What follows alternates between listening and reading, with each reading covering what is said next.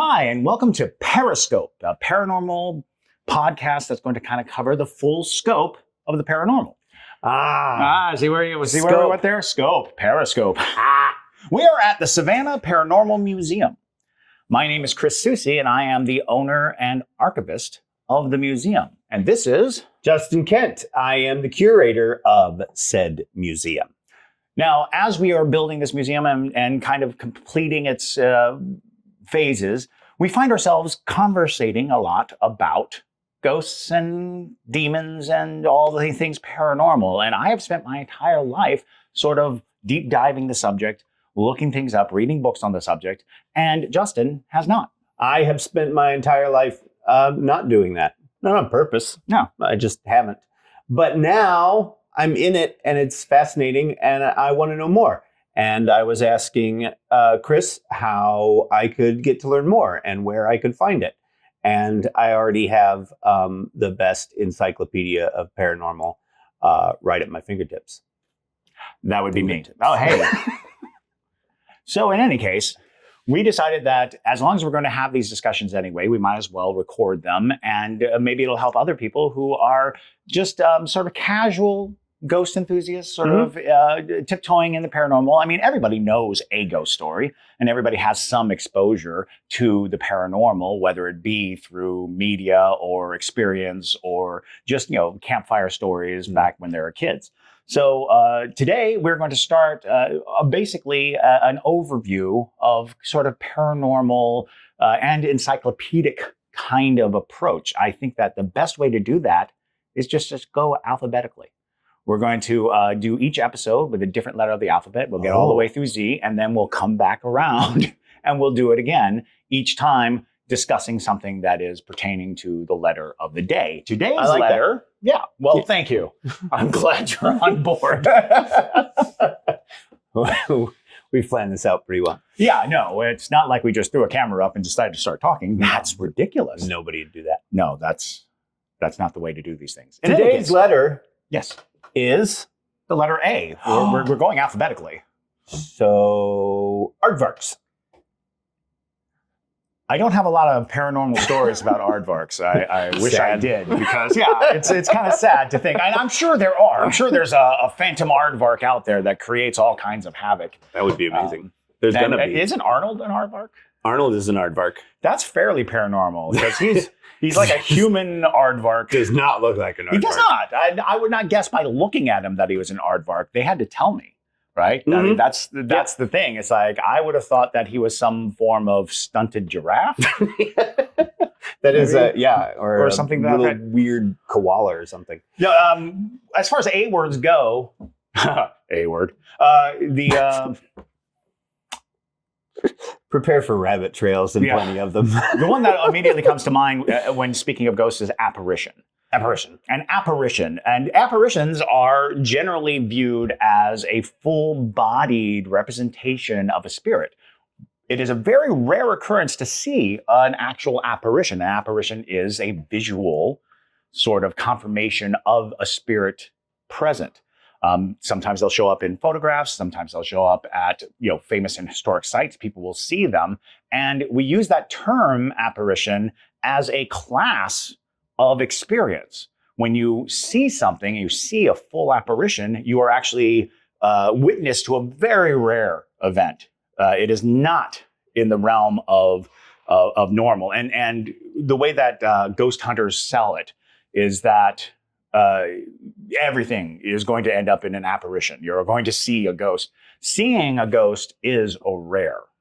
Right. I have heard you say, I have personally never been on a ghost hunt. I hope to eventually get to one. But I've heard you say that ghost hunting is a lot of just waiting. Yes. That cannot be stressed enough that ghost hunting is actually quite boring. That the vast majority of ghost hunting is just sitting in the dark going, did you hear that? Did you hear that? And it's interesting to note that with all the equipment, with all the extra bells and whistles, those things really just stave off the boredom more than anything else. These are just the tools that we bring into the trade, just because looking for ghosts is it's a long game. And most ghost hunting like television shows would have you believe that it's just about like one overnight investigation and you'll have all the information you need. Get everything you need. Right, which is just a terrible way to suggest you go about things, because nothing is confirmed in a single evening anyway. No matter how compelling your evidence is, most people will debunk even the most compelling evidence. Yeah. So I strongly urge people not to get evidence fever. You know, the desire to go running out into every scary place and assume they're going to come back with heaps and loads of evidence, because even the evidence that we do get requires scrutiny and imagination. Right?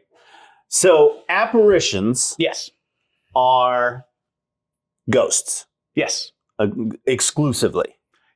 That's a good point.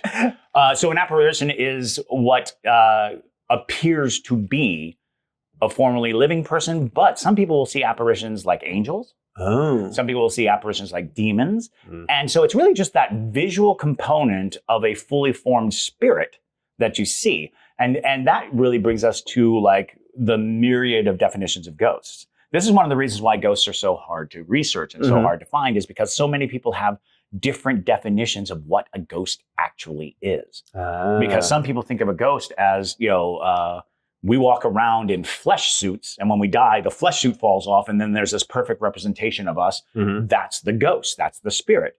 Some people believe that the spirit is a small ball in the center of us. Some people believe that we're puppeteered by some unseen tether to a heavenly, creature that is our consciousness. There are so many ways to interpret what we are spiritually and what the planes of existence are, that people spend a lot of time just going back and forth with the simple question of, well, what is a ghost?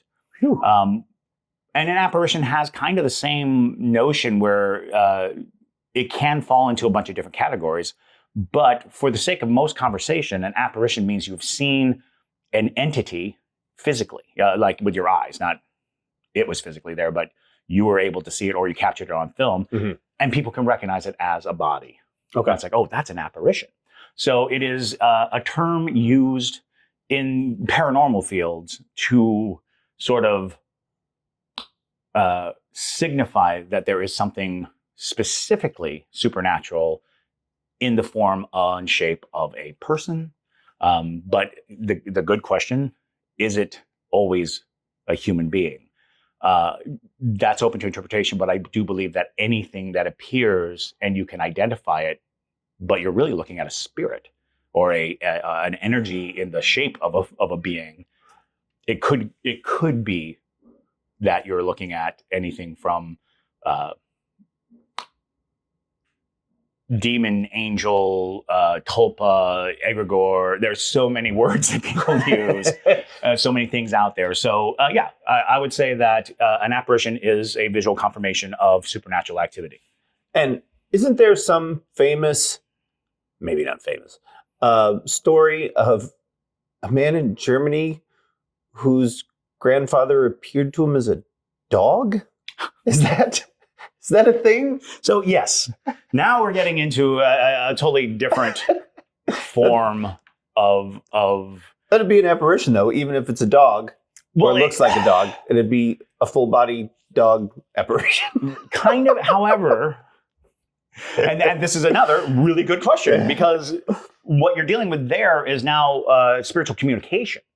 Which isn't necessarily the same as an apparition, because the spirit in question is trying to communicate with a living being and utilizing whatever it can to represent itself. And so in cases like that, oftentimes you'll hear people talk about when they see something, they're like, oh, that's my grandmother. When they see a cardinal on a branch, they're like, oh, that's my grandmother. When she passed, I started seeing cardinals everywhere. And that's a clue to me that the spirit is present, and that it's so it's interesting, because oftentimes when you're talking about a spirit arriving in a form that is not familiar, that is not the spirit, you're talking about sort of an interpretive measure of the person witnessing the spirit being communicated to by the spirit. The spirit is now forming a shape that is approachable, I guess. Because Familiar. like if you show up as an old man who just recently died, you might be resistant. Sure. And that's another thing about the mind. The mind will not accept what it doesn't want to accept in the realm of spirituality. So if something shows up in your purview, your brain can filter it out and say, that's not here. Right. I refuse to acknowledge it. Now, you're here in Savannah. Yes, You're at the Davenport house. absolutely. You're in the back courtyard. Yes. You see a ghost cat. Yes. That's an apparition.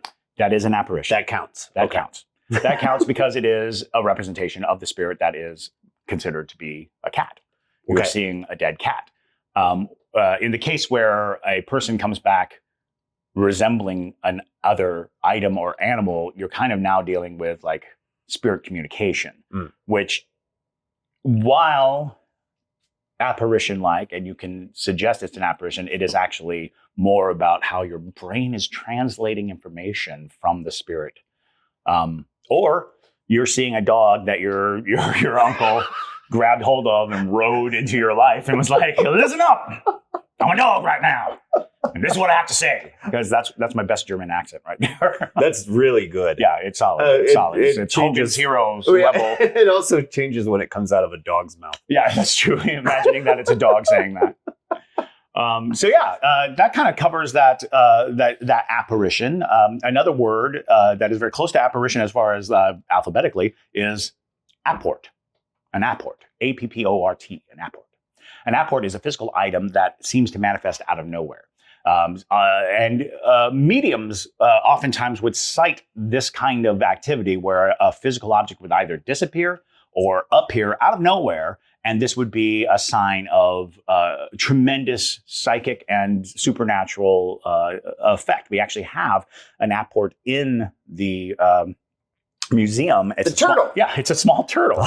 And according to the family, we have an air conditioner in the museum that when it turns on, it screams like a banshee.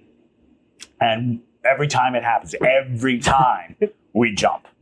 It's a nice effect. For It's a great effect. Yeah.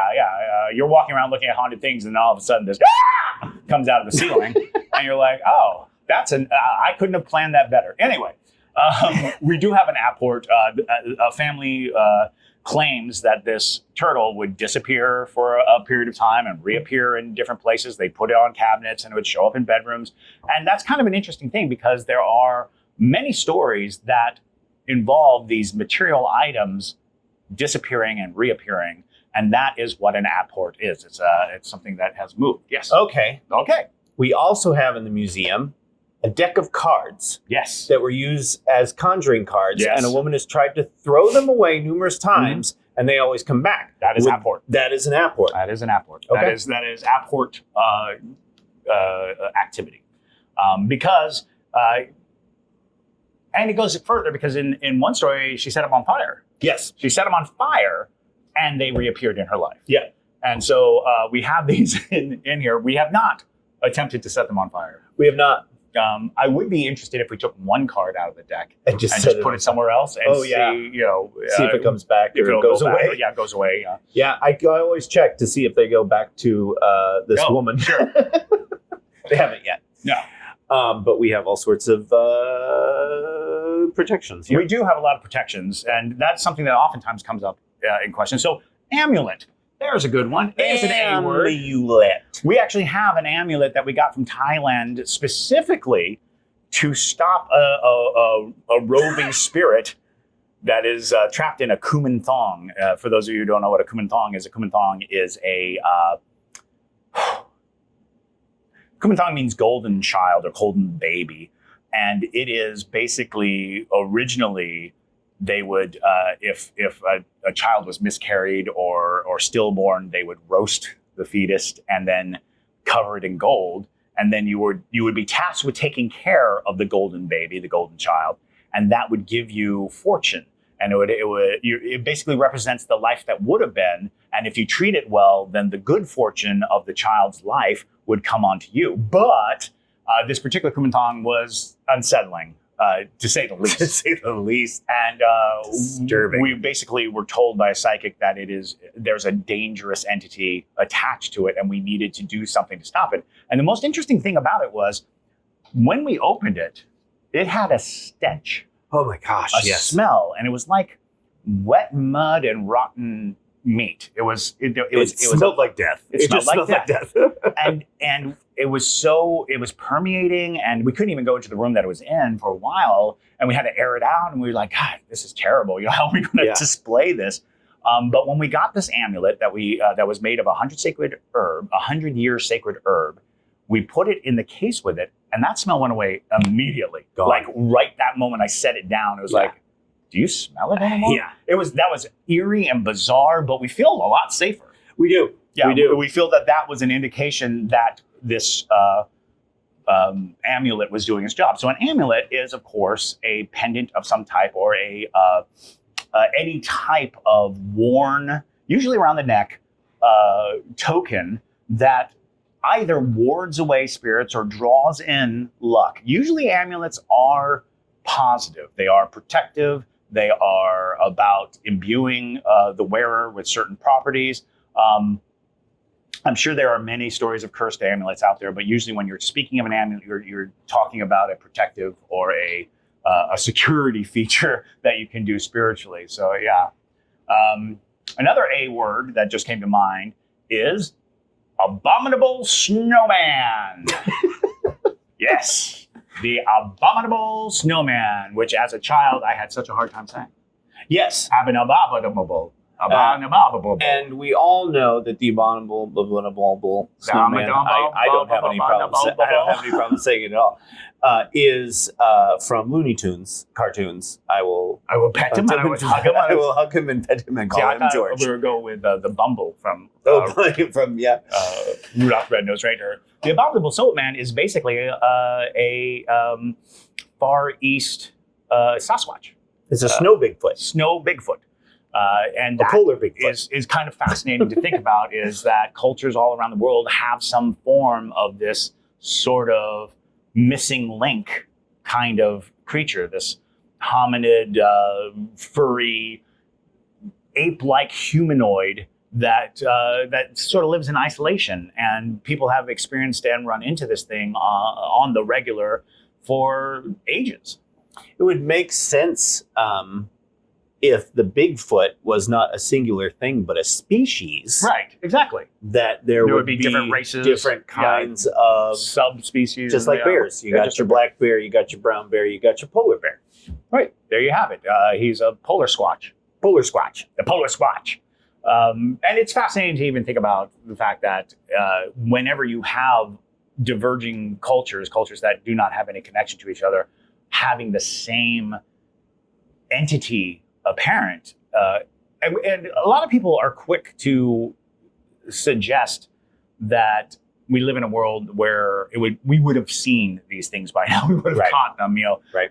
We are so overrun. There's a camera in just about everyone's pocket. There's no way we could survive in a world where these entities would not be tracked or seen. But one of my favorite stories is about the giant panda. The giant panda was thought to be a cryptid. As a matter of fact, the people who originally reported on it would talk about the ghosts of the woods, the skull-faced ghosts in the woods, because they'd see these lumbering giant things. And if you look at a panda's face and you're like in the woods, and you look over and you see this white ball with two black eyes staring out, you're like, oh, what is that? And it turns out that this was the early 1900s. When people still didn't know that there was a giant panda out there. And they were like, don't go into the woods. There's a ghost-faced killer out there. and yeah, so it's not impossible.